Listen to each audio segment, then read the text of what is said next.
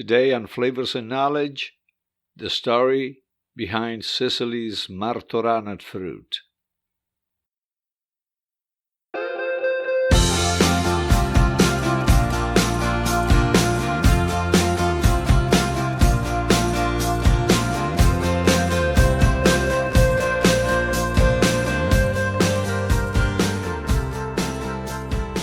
Hello friends, and welcome back to another episode of Flavors and Knowledge. I'm your host, Chef Walter Potenza.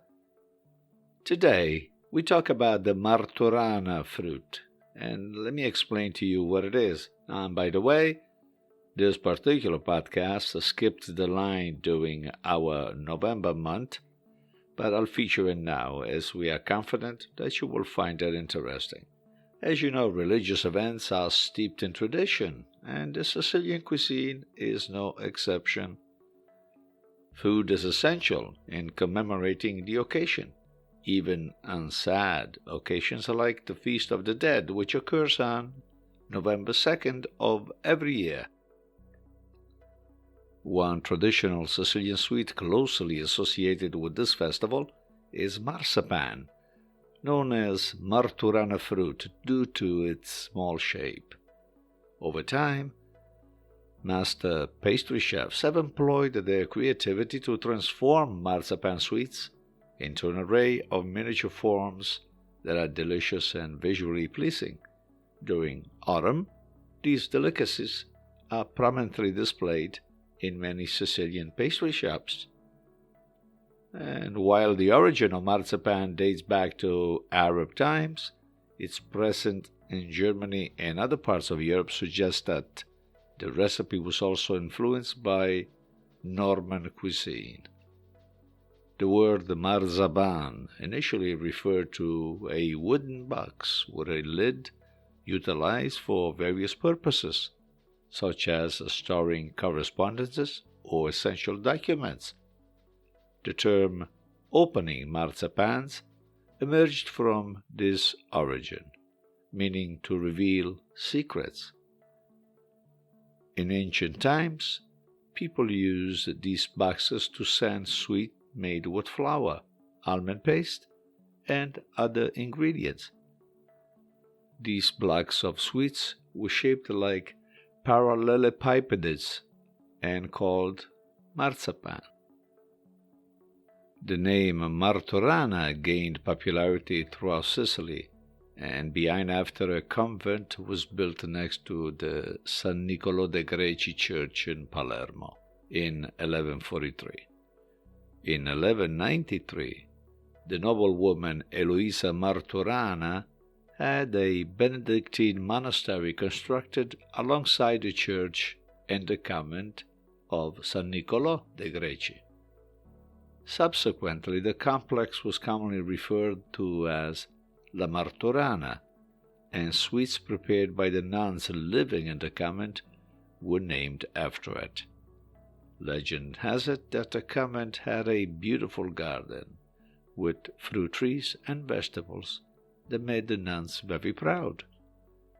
The bishop heard about this garden and wanted to see for himself.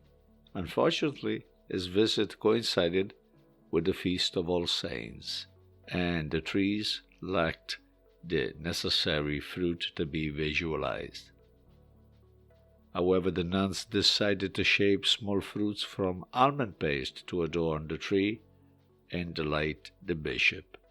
This is how the Martorana fruit was born, at least based on some legend, which became eventually a typical dessert of the Feast of the Dead.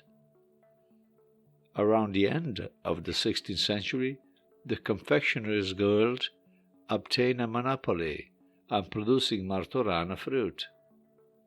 This was due to concern that the nuns' preparation of the sweet was distracting them from their liturgical duties. However, many other sweets such as ossa dei morti, known affectionately as bones of the dead, made from sugar and cloves and sugar puppets like the paladins of France, were still available during this time of year. To learn more about this century-old tradition, A visit to Eleonora Cavalieri in the laboratory of Così Dunci Sweetings in Favara, Sicily, a town in the province of Agrigento, is truly recommended. I was there several times, and Eleonora, the owner, has recently turned her passion for royal pasta into a thriving business. She learned how to prepare traditional Sicilian sweets from local masters who specialize in this preparation. However, Eleonora's desserts have an added value because they use organic ingredients. She sources the raw material, the almond, from her family's almond grove. Her idea of starting her own business stemmed from her love for the land and her family ties. In just a few years, she has created an excellent product that has changed her career. The process of preparing almond paste, or known as royal paste, is quite complex.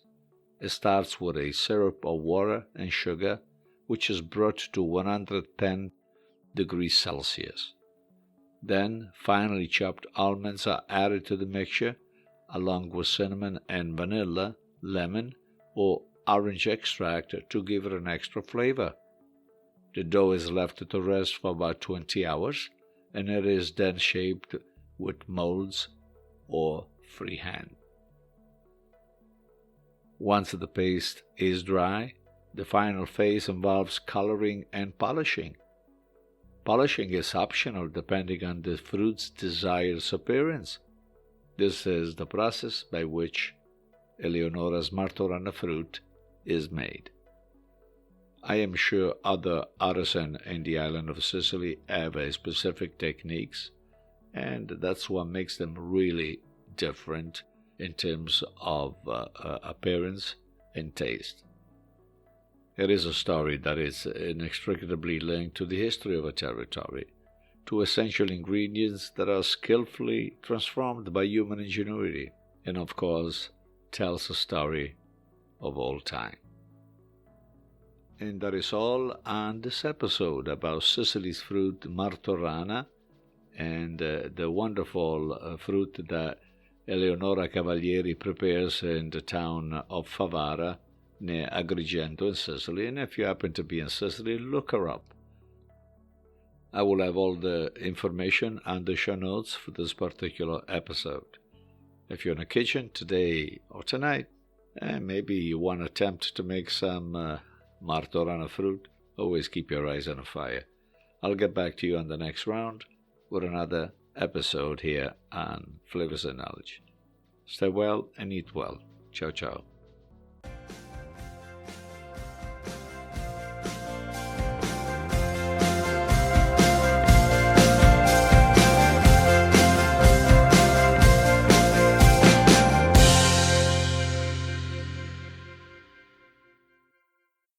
Flavors and Knowledge is brought to you by Chef Walter's Cooking School in Cranston, Rhode Island. For classes, workshops, events, and programs, please visit our website at chefwalterscookingschool.com. For all other services offered by Chef Walter's Food Group, check out our main website, chefwalter.com.